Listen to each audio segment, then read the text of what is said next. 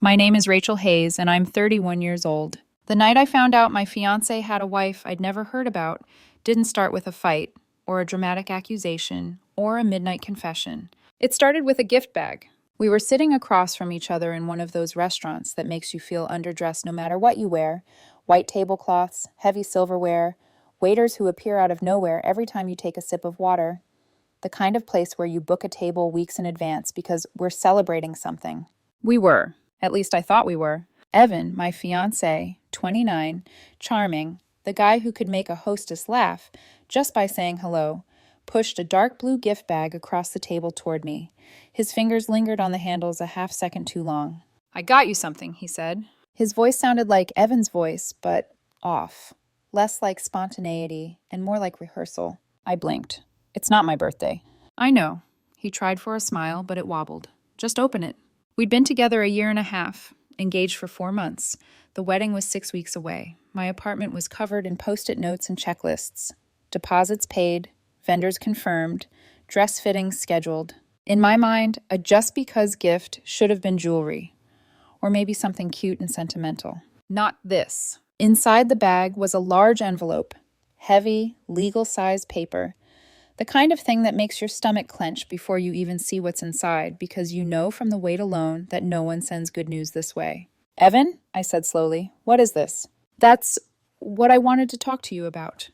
He was talking too fast. He always sped up when he was nervous, like he thought he could outrun the truth with words. I want to be completely honest before we get married." Honest. That word should have felt comforting. It didn't. My hands felt clumsy as I slid the papers out. The top page hit me like a slap. Final judgment of dissolution of marriage. My eyes snapped to the names. Evan Michael Morrison and Sophie Ann Walsh. Married 3 years ago. Divorce finalized 2 weeks ago. For a moment, the black ink wavered. I thought I might actually be sick right there, on the white tablecloth between us. I read it again. Every line. As if reading it twice could somehow change the date. Divorce finalized 2 weeks ago. We'd gotten engaged 4 months ago. We'd been dating for 18 months. "Rachel?" Evan's voice sounded small. "Say something." My brain was trying to do math and understand betrayal at the same time. It wasn't going well. "You were married," I said finally. My voice didn't sound like mine. You're married." "Was," he corrected, way too quickly. "I was married. Past tense. That's the whole point. I wanted you to know before the wedding. I didn't want any secrets between us." I looked up at him. He looked like Evan. Same hazel eyes, same dark hair that always fell into his face when he was stressed. But suddenly, he felt like a stranger wearing my fiancé's skin. "How long?" I asked. "We were married for 3 years," he said. "But not that." My fingers tightened on the paper. "How long have you and Sophie actually been over?" He shifted in his chair. "A while. Over a year. We'd been separated forever. The divorce just took a long time because she was being difficult about everything. Lawyers, paperwork, you know how it is." "I don't," I said. "I don't know how it is because I've never been married." I looked down again. "Divorce filed 6 months ago." I swallowed. "You filed 6 months ago?" "Right, because that's when we finally got around to it. It was already over, Rachel. We were living separate lives." "We've been engaged for 4 months," I said. "So?" "So," I repeated, my voice getting very slow, very calm, the way it did when I was so angry I could feel my pulse in my fingertips. "I was planning a wedding with you while you were still legally someone else's husband." He flinched, just barely.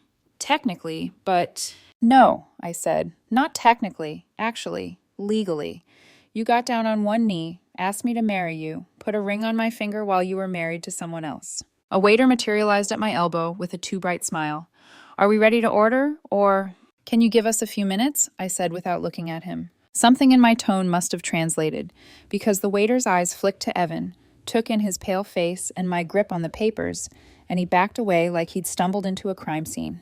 "Rachel, I know this looks bad," Evan said. "Looks bad," I echoed. The words tasted metallic. "I should have told you sooner. I know that." His hands were spread on the table, palms up, performing contrition. "I was just scared. I didn't want you to judge me. My marriage to Sophie was complicated. It was over long before we met.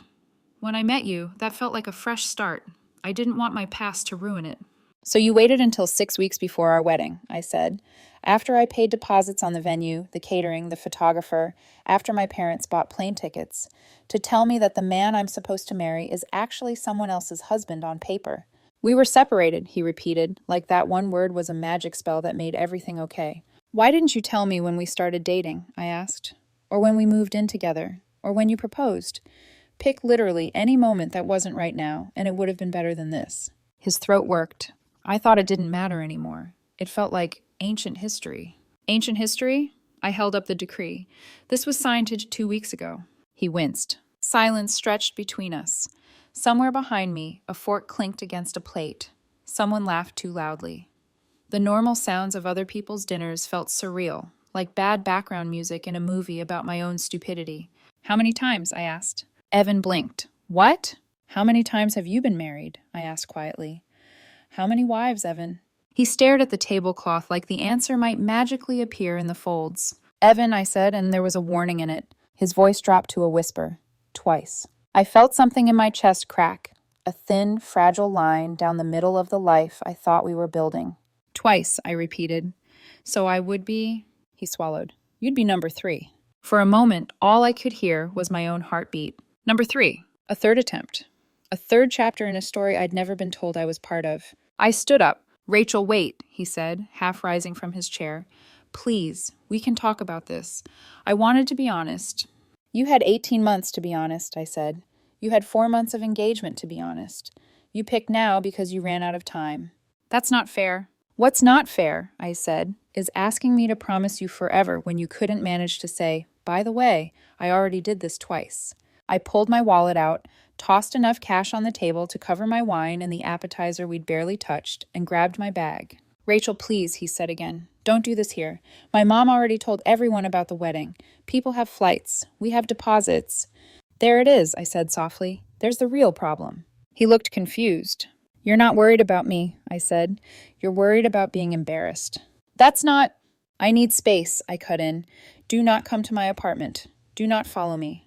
We'll talk when I've decided whether I'm willing to be wife number 3. His face went white. Rachel! I walked away. I could feel eyes on me from every table as I crossed the dining room. The air felt too thick. My heels clicked too loudly on the tile. I didn't breathe until I was outside, cold night air crashing into my lungs. He called me before I even reached my car. And again. And again. By the time I got home, there were 27 missed calls and a stream of texts. You're overreacting. We were separated. It's just paperwork. I love you.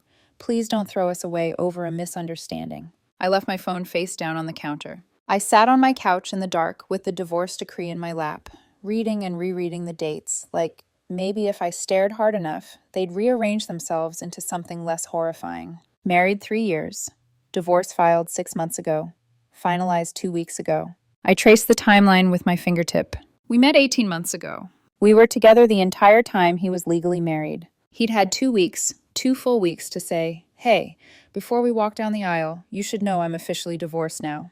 Instead, he waited until the deposits were paid and the invitations were at the printer. He didn't give me that envelope because he wanted to start our marriage with honesty. He gave it to me because he'd run out of places to hide the truth. That realization settled over me like a cold, heavy blanket. Somewhere under the weight of it, something inside me whispered the first clear thought I'd had all night. If this is how the story starts, what else don't you know? I didn't talk to him for 3 days. That sounds dramatic, but it wasn't. Not at first. It was survival. Day 1, I turned my phone off and told myself I was processing. Day 2, I turned it on, saw the screen explode with notifications, and turned it back off. By day 3, I'd memorized the phrasing of his last text even without reading it. I love you. We can work through this. Please don't throw us away over paperwork. Paperwork. Like my future was a form you could misfile and fix with a signature. On the 3rd night, after staring at my dark bedroom ceiling for an hour, I finally texted him. We can talk, coffee, public place. He replied in less than 30 seconds. Anywhere, anytime, I'll be there. I picked a coffee shop halfway between my apartment and his. Neutral ground. Bright, busy, too many witnesses for either of us to pretend this was nothing. I got there early and took a small table in the back. I wrapped my hands around a mug of coffee I was too nauseous to drink and watched the front door like I was waiting for a storm to walk in. He arrived 5 minutes later, eyes red-rimmed, jaw shadowed like he hadn't slept.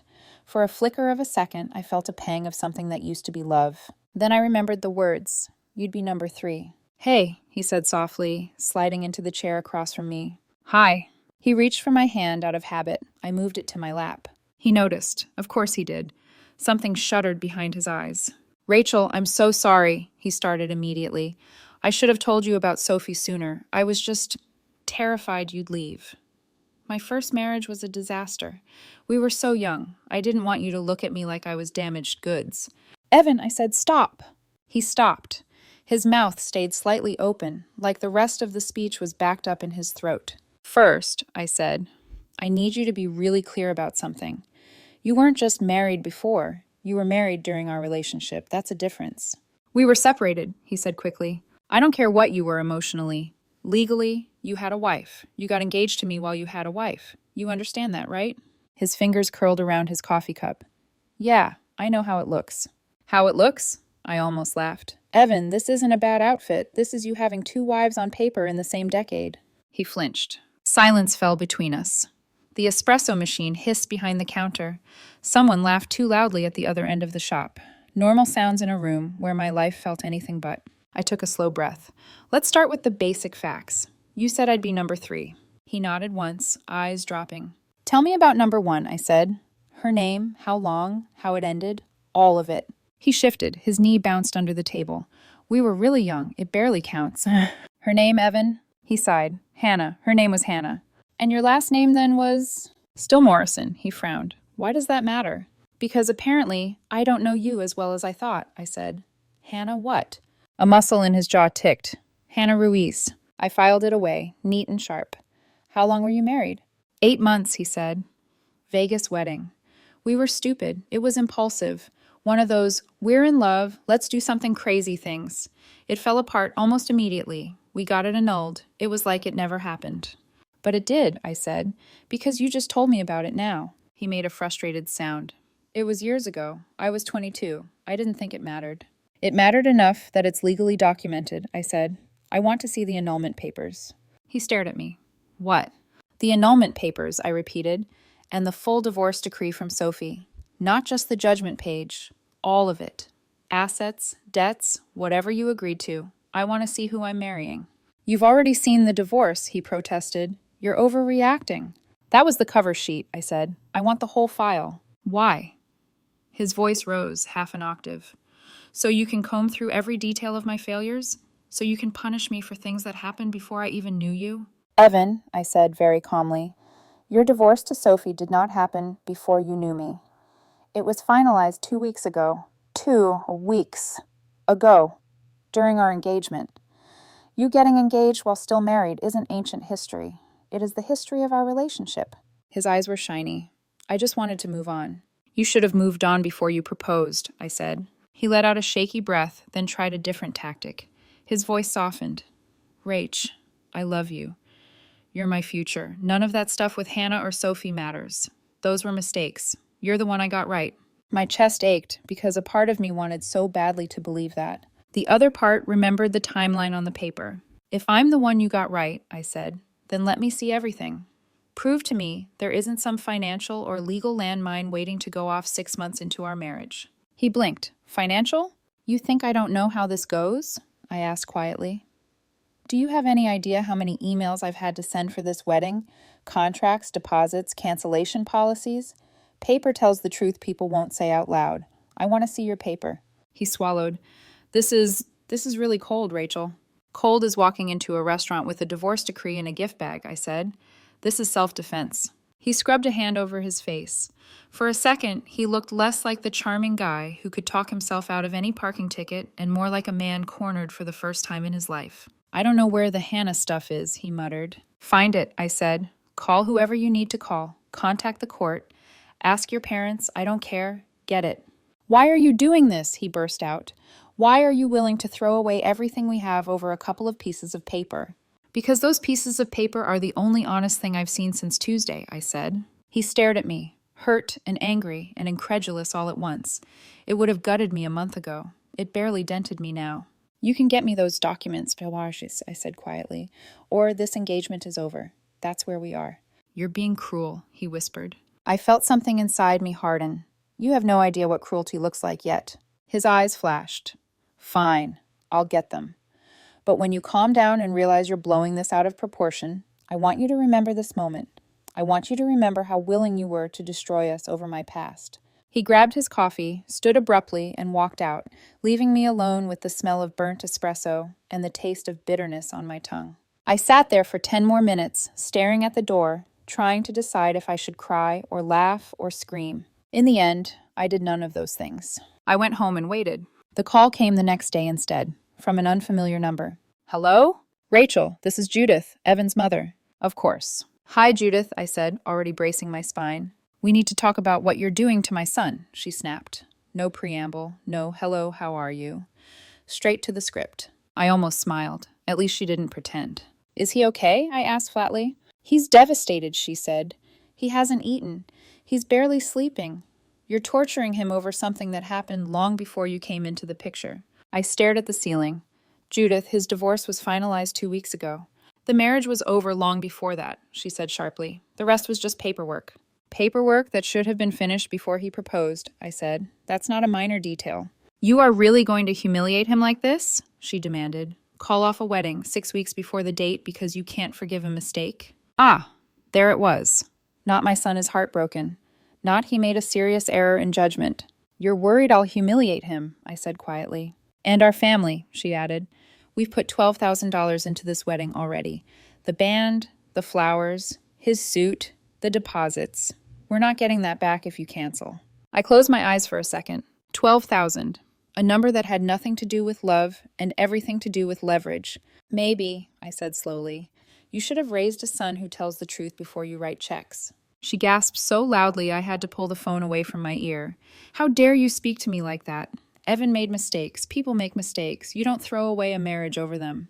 We're not married, I said. That's the point. You are engaged, she snapped. That means something. You have made promises. If you cancel, we will expect to be reimbursed for our contributions.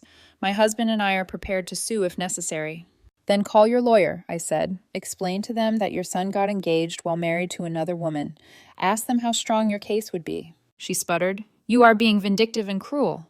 I'm being cautious, I said. There's a difference. I hung up before she could answer and blocked the number. That night, a FedEx driver showed up at my door with a thick envelope that needed a signature. Sender, Evan Morrison. I signed, closed the door, and set the envelope on the kitchen table like it might explode. Okay, I told it. Let's see what you're hiding. The annulment from Hannah was exactly what he'd said. Short, clinical, 8-month marriage. Dissolved quickly. No property, no major assets, no mention of debt. The divorce decree from Sophie was longer. I read every page, every section.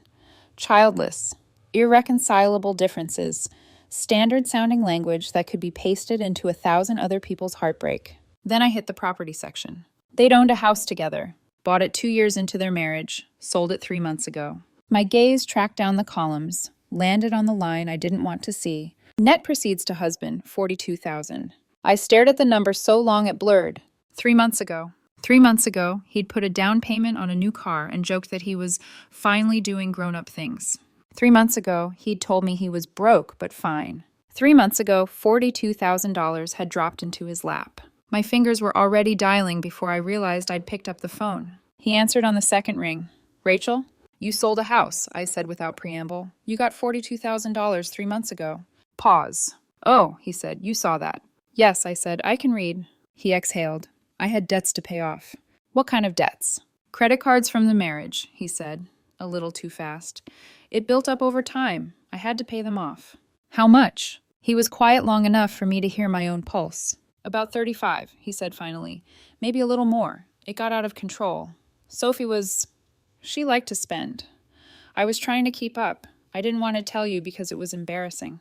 And now? I asked. Do you have debt now? A little, he said. Not much. How much, Evan? 6,000 or 7,000, he said. But it's under control. I'm making payments. Everyone has some credit card debt. Not everyone sells a house and is back in debt 3 months later, I said. It's not that bad, he insisted. You're blowing this out of proportion. We're getting married. Our finances will be combined. It all evens out. I felt a cold thread slide down my spine. Speaking of our finances, how much have you spent on my credit card? He hesitated. I don't know exactly. Maybe 2,000? For wedding stuff. You told me to put deposits on there. I pulled my laptop across the table, logged into my account, and opened the statements. The number at the top made my stomach drop. Try 4,300, I said. What? No, that can't be right. 4,300 in 3 months, I repeated, and that's just one card. That's all for the wedding, he said. The florist, the DJ, the cake tasting, you know that. I scrolled through the line items. Venue deposit, okay. Cake bakery, fine. Bridal shop, fine. Then, a spa I'd never heard of, $300. A boutique I'd never been to, $400. Another boutique, $600. Hotel room service in a city he'd supposedly only driven through, $200. A bar tab, $150. Does the wedding require a spa day I didn't attend? I asked. Or a boutique I've never set foot in? Or a hotel I've never stayed at? He sputtered. Those are life expenses. I put them on there because it was easier and we're going to be sharing everything soon anyway. I didn't think you'd mind. We're not sharing everything yet, I said tightly. You had no right to charge those without asking me. You're really going to nickel and dime me over this? He demanded. Over some charges when we're planning a life together? I'm going to protect myself from someone who hides his debt and treats my credit like a backup plan, I said. You're accusing me like I'm some kind of scam artist, he said, voice rising. I made mistakes. I'm trying to fix them. You're turning into someone I don't even recognize. I stared at the glowing screen, the list of charges that spelled out a story he hadn't told me. I thought about the house. $42,000, gone. $35,000 in old credit card debt.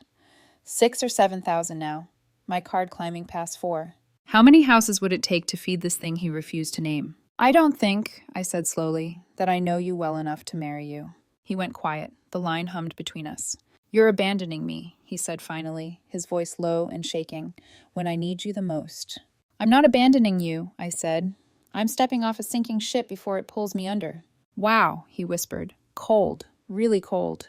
He hung up. I sat there staring at my account, at his name on the authorized user line, and felt something in me settle, heavy and grim. Love could overlook a lot. Math couldn't. I didn't sleep that night. Not because I was crying. Those tears had already come and gone in the first 48 hours. This time it wasn't heartbreak keeping me awake. It was clarity. Cold, sharp, merciless clarity. By sunrise, I'd made my decision. I was done. Not maybe, not let's take a break, not let's think about counseling. Done. I called him at 7:12 a.m., early enough that he'd still be half asleep, unprepared, unable to game his tone or rehearse excuses. It rang 4 times before he answered. Rachel? His voice was thick with sleep and hope. I'm canceling the wedding, I said. A beat of silence. Then everything in his voice snapped awake. What? No, Rachel, don't do this. Please, we can talk. We can fix this. There's nothing to fix, I said quietly. We can't build a marriage on secrets and debt and half-truths. I can't marry someone I don't trust. I told you everything, he shouted, voice cracking. 6 weeks before the wedding, I reminded him. After the deposits were paid. After my parents bought flights. After I let myself believe I knew who I was marrying. He went silent. I could hear his breathing through the phone, ragged and angry. You don't get to rewrite the timeline, I said. I'm canceling everything today. The venue, the vendors, the rentals, all of it. You can't, he said, voice suddenly small. You can't do that. Everything's paid for. My suit is already tailored. My family's flying in. So is mine, I said. This hurts everyone, not just you. Then don't cancel, he cried. Please, Rachel, don't throw away everything we planned. You should have thought about that before you proposed to someone while you were still legally married, I said. There was a soft choking sound. I don't know if he was crying or swallowing anger, but either way, I'd reached my limit. Goodbye, Evan, I said, and hung up before he could grab my heart and twist it again. I spent the next 2 hours canceling the wedding. The venue, non-refundable. The catering, non-refundable. The florist, 60% refund. The DJ, 75% refund. The photographer, half back. Total money I was losing, about $8,000, plus the engagement ring he'd given me. $3,000, plus the $4,000 he'd charged on my card. I was $13,000 in the hole because I'd trusted him. Around noon, the texts started rolling in from unknown numbers. I blocked every number. By 8 p.m., someone was pounding on my door. Not knocking, pounding, fist to wood, hard enough to rattle things on the bookshelf. Open up, Rachel, we need to talk right now. I froze, my hand halfway to my phone. I looked through the peephole. It wasn't Evan. It was his older sister, Victoria. She was a thick wall of fury in yoga pants and a messy bun, breathing hard like she'd sprinted up the stairs. "Rachel," she yelled, "I know you're in there. You can't just ghost my brother and destroy his life. Open the door." I unlocked my phone. "Victoria, go home," I called through the door. "I am not opening this." "You don't get to just walk away from him," she screamed. "My parents spent thousands on this wedding. Thousands. You owe us." "I owe you nothing," I said, voice shaking despite my best efforts. "Leave, or I'm calling the police." That pushed her over the edge. She kicked the door. A full, violent kick that made the frame shudder and left a visible dent in the wood. "Victoria," I said sharply, "I'm dialing 911. "Do it," she shouted. "Let's see who they believe. The woman who lied about cheating on my brother or the family trying to help him." "I didn't cheat," I snapped, stunned that she'd repeat a lie I hadn't even heard yet. "Oh, he told us everything," she said. "We know what you did." "What I did," I repeated. "Okay." I raised the phone so she could see it through the peephole. "You have 5 seconds to leave before this becomes a police report." She glared at the door like she could burn a hole through it. Then she kicked it one more time and stormed down the hallway, leaving a trail of furious muttering and slammed stairwell doors. I waited until her footsteps faded before calling the police. 2 officers came, took a report, photographed the damage, and suggested I pursue a restraining order if she came back. They left. The hallway went quiet. For the first time in days, I felt something that wasn't fear or grief. Rage. Cold, clean rage. The next morning, my boss called me into his office. "Rachel," he said gently, "is everything okay?" My stomach dropped. "Why?" He raised an eyebrow. "I got a strange email this morning." He swiveled his monitor toward me. It was a Gmail account. No real name. Just a long, breathless paragraph about how I was emotionally unstable, harassing a grieving family, and having erratic outbursts at public places. I stared at it. Of course. Of course they were trying to ruin my job too. I took a breath. "My ex-fiance's family is upset. I ended the engagement. They're making things up." He nodded slowly. "That's what I figured. Just wanted to check. You're one of our most reliable people. This doesn't sound like you at all." Relief washed through me. Warm, unexpected. "I can show you documentation if you ever need it," I said. He shook his head. "Not necessary, but if they escalate, let me know. HR and legal can step in." I walked out of his office shaking, not from fear, not anymore. From the realization that Evan's family had moved from guilt trips to character assassination. And that meant one thing. They were panicking. That night, I did something I'd been avoiding. I searched for his ex-wives online. I found Hannah easily. Public posts. Not much about their marriage, but enough to see the pattern. Rushed wedding, messy separation, financial strain. Then I found a post from Sophie, his second ex-wife. A public warning. "If anyone out there is dating Evan Morrison, please think twice. He'll drain your bank account, lie until his last breath, and then blame you for drowning." My blood went cold. So I messaged her. Politely, calmly, honestly. She responded in 20 minutes. We talked for over an hour. She didn't yell, didn't rage, didn't curse his name. She spoke like someone who'd already lived the fire I was only just escaping. She told me about the spending, the secrets, the way he always framed himself as the victim, the way he rushed commitment so fast people ignored the warning signs, the way he made his financial problems hers, the way his family closed ranks and insisted everything was her fault. Every sentence made something inside me lock into place. By the time we hung up, I wasn't confused anymore. I understood the truth. The man I almost married wasn't unlucky. He wasn't misunderstood. He wasn't a victim of 2 messy marriages. He was a pattern I almost stepped into wearing a white dress. And his family? They weren't bystanders. They were enablers. I closed my laptop, took a deep breath, and whispered to myself in the dim light of my living room, "This isn't love, this is escape." The next morning, I woke up to the sound of the mail slot clattering. A thick envelope slid onto the hardwood. At first, I thought it was more wedding junk mail, the kind that somehow finds you the second you change your Facebook status to engaged. But then I saw the return address. A law firm. Not mine. His. I opened it with the calm, eerie steadiness that only comes when a person has already hit emotional rock bottom and discovered there's no deeper to fall. The letter was crisp, professional, and utterly absurd. "Dear Ms. Hayes, our firm represents Mr. Evan Morrison in the matter of your breach of promise to marry." I snorted, out loud, alone in my kitchen. They were suing me, for emotional distress and financial losses incurred. $22,000. I sat down at the table and read it again, slower, letting every ridiculous phrase wash over me. Emotional distress, financial loss, breach of promise. A man who had been married during our entire relationship was accusing me of causing financial damage. A man who drained my credit card and lied about his debt. A man who hadn't even returned the engagement ring. I closed the letter, smoothed it on the table, and then reached for my phone. It was time to stop playing defense. I called my friend Natalie, brutal, brilliant, and a family law attorney who'd beaten men worse than Evan in court without ever raising her voice. She picked up on the third ring. Rach, you okay? I just got sued, I said. She went silent for one heartbeat. Then, please tell me you're joking. I wish I were. Text me the letter, she said. Now. I scanned it, sent it, and waited. There was a long pause, a very, very long pause. Then Natalie let out the most disgusted, incredulous laugh I'd ever heard from her. Oh, sweetheart, she said. He hired a cheap lawyer. What does that mean? It means this letter is a scare tactic. Breach of promise isn't enforceable here, and even if it were, he committed fraud by proposing while still married. If anyone has a case, it's you. My heart dropped. I can sue him? You could, she said, but you won't need to. We'll scare them first. It felt good to let someone else take the wheel for once. What do I do? I asked. Start gathering documentation, she said. And I mean everything. Engagement timeline, his divorce decree, his spending on your card, screenshots from his ex-wives, emails from his family.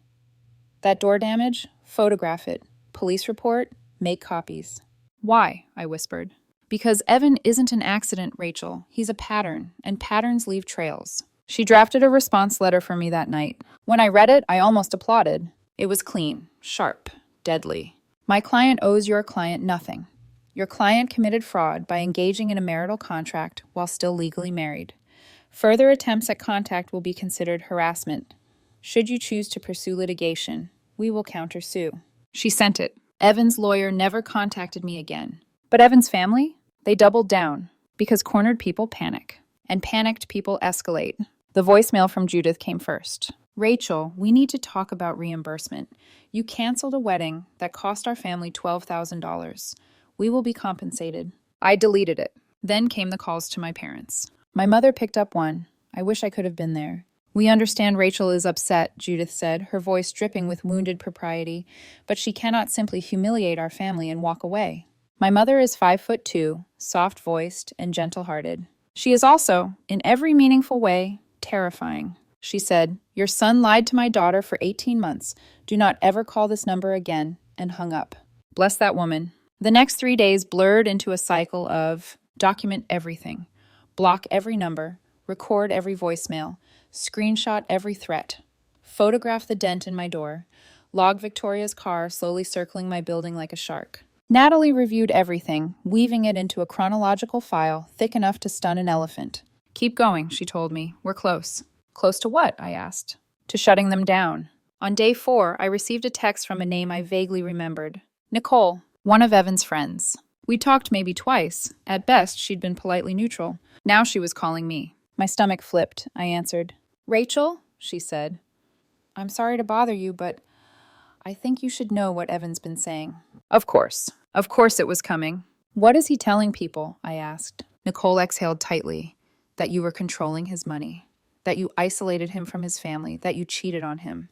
There it was. The character assassination package, TM. Cheating, I repeated. With who, exactly? He won't say, she admitted. He just cries a lot and says he loved you and doesn't know why you'd betray him. My jaw tightened. He said the same things about Sophie, she whispered. And Hannah. And honestly, I should have known. But he's so charming. And he plays the victim so well. I swallowed, hard. Nicole, I said, thank you for telling me. She hesitated. Do you want to know the part that really scared me? Sure, I said. Let's have it. He told people your breakdown was a pattern. He said you have a history of mental instability. I actually laughed. A sharp, humorless sound I didn't recognize. Nicole, I said slowly, I have every message, every document, every receipt. His timeline is documented in court filings. Mine is documented in emails. I'm not unstable. I know, she whispered. I just thought you deserved a warning. He's building a narrative. I'm building a file, I said. She exhaled shakily. Good, keep doing that. Then she added softly, I'm sorry I didn't see it sooner. That night I made a choice. I was done defending myself. I was done hiding. I was done letting Evan and his family paint me as the villain in their delusional fairy tale. So I reached out to someone else, Hannah, his first wife. Her response was immediate and angry on my behalf. Absolutely, I'll give a statement, she wrote. He destroyed my credit, lied constantly, said I was unstable when I finally left him. He's running the same playbook with you. She attached a notarized document outlining every detail. A pattern, a pattern, a pattern. Then I contacted Sophie again. She didn't hesitate. Her statement was longer, exhaustive, precise, brutal. When I finished reading it, I felt sick, not because of Evan, because of how close I'd come to becoming wife number 3 in that chain of destruction. The next morning, Natalie looked over the growing file and said, "We're ready." "Ready for what?" I asked. "For court," she said. "We're filing a restraining order against Victoria." My breath caught. "Are you sure?" "Yes," she said. "She threatened you, damaged your property, and stalked your home. This is exactly what restraining orders are for, and Evan's family has crossed every line they could without jail time." "Do you think we'll get it?" I asked. "I think," she said, "that the judge is going to take one look at this timeline and wonder how you didn't run sooner." The hearing was fast. Victoria insisted she just wanted to talk. The judge asked why talking required kicking my door twice. Judith tried to interject. The judge told her to be quiet or he'd remove her. Victoria tried to argue I was lying about Evan's marriages. The judge asked her if Evan had, in fact, been married before. She turned beet red and said yes. The judge nodded. "Then it's not a lie," he said. "Restraining order granted. 1 year, 100 yards, home, work, everything." I walked out feeling a new kind of strength. Quiet, controlled, unshakable. A few days later, my credit card company notified me they had completed their investigation. They refunded $2,400 of Evan's charges. Not all of it, but enough to feel like a victory. Enough to feel like proof. I'd been right. He'd lied. He'd used me. He'd hidden everything until he couldn't anymore. But those lies weren't mine to carry anymore. They were weights cut loose. I wasn't drowning. I was rising. Slowly, shakily, but rising. The date that should have been my wedding day arrived quietly. No dress fittings, no hair trial, no champagne flutes clinking in a bridal suite, no aisle, no vows, no Evan. Just my best friend, Talia, a stack of greasy pizza boxes, 2 bottles of cheap wine, and a marathon of trashy reality TV. Honestly, it was the most peace I'd felt in months. Talia sprawled across my couch with a slice of pepperoni hanging off her plate, eyes squinting at the screen. "This," she announced, "is already a better use of your day than marrying that man." I let out a breath I didn't know I'd been holding. "I know." "You dodged a weapon of mass destruction," she added. "Not a bullet, not a grenade, an entire airborne missile system." I smiled, a small true one. She wasn't wrong. My final financial loss tally sat on the coffee table like a silent gravestone. Ring, $3,000. Wedding deposits lost, $8,000. Charges Evan made that couldn't be disputed, $1,900. Other miscellaneous expenses, $500. Total, $13,400. An expensive breakup, but a bargain compared to the life I almost signed up for. I took a bite of pizza, letting the salt and grease anchor me to the present instead of the past. "I should make a spreadsheet," I murmured. Talia looked at me like I'd confessed a crime. "Rachel, no." "It's who I am," I said, lifting a shoulder. She snorted, leaned over, and bumped her forehead against mine. "Fine, but you're not allowed to color code emotional trauma. That's where I draw the line." I laughed, really laughed. For the first time, the sound didn't feel borrowed. Over the next few days, life settled into something like normal, if normal meant rebuilding a life that had almost been detonated from the inside. At work, my productivity shot through the roof. Nothing focuses you like avoiding your inbox so you don't accidentally see your ex-fiance's name pop up in another spam Gmail address. My boss called me into his office again. I braced myself. Instead, he handed me a raise. "I meant what I said," he told me. "You're one of my best people." I walked back to my desk feeling lighter, like proof that not every narrative being built about me held weight. Then came the inevitable, the spiral of mutual friends taking sides. Some believed Evan's story, that I was unstable, controlling, maybe even cheating. Those people faded from my life quietly. Others, the thoughtful ones, reached out privately. A handful texted, "Is it true? What actually happened?" I sent them the same 4 things. A scan of his divorce decree, showing his marriage overlapped our entire relationship. Screenshots of charges he'd made on my credit card. The timeline of his marriages. a statement from his ex-wife confirming the pattern. Most of them responded with some version of, "Holy hell, I'm so sorry." The rest? Silence. But silence is also an answer. 2 weeks later, my phone buzzed with a message from Sophie. "Hey, thought you'd want to know." Evan's engaged again. I read the words 3 times. "Already?" "Already." "Wow," I whispered. Talia, sitting beside me at the time, raised an eyebrow. "What's wrong?" "He's engaged," I said. Her eyes widened. "To what? A human woman or like a toaster?" "Some guy named Eric," I murmured, staring at the screen. "They've been dating a few months."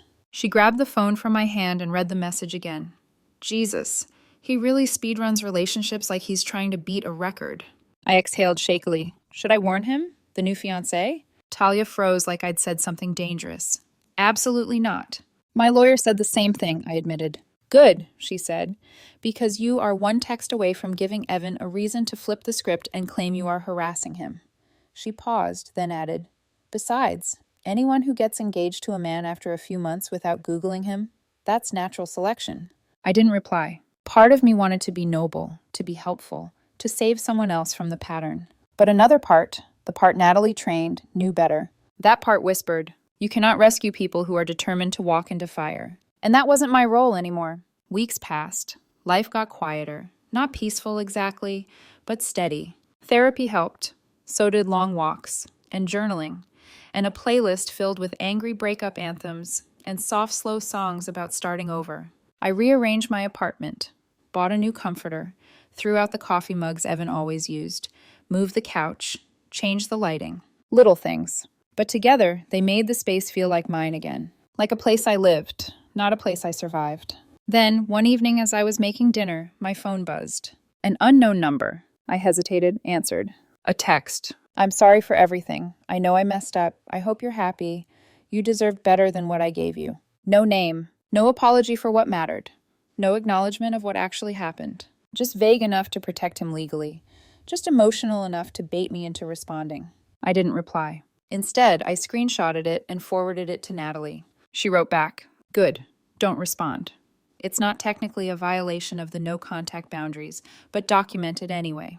So I saved it, and then I blocked the number. Like I'd blocked his access to my life. Months later, I found the divorce decree again, the one he'd gifted me like pearls or perfume. I held it for a moment. It didn't hurt anymore. It didn't sting. It only reminded me of one thing. He didn't confess because he cared about me. He confessed because he needed to control the story. He needed to keep me from discovering the truth before I said I do. He needed the wedding more than he needed honesty. He needed a third wife more than he needed a partner. And I needed to leave him to become myself again. I folded the decree gently, slid it back into the envelope, and tucked it into the bottom drawer of my desk. Not out of sentimentality, but as a warning label, a reminder of what happens when you ignore math, timelines, instincts, and silence. A reminder of what I survived. A reminder of what I will never allow again. Next time I fall in love, whenever that is, I'll ask harder questions. I'll move slower, trust less blindly, watch for patterns, listen to discomfort, check paperwork before promises, and pull the chalk line the second I need to.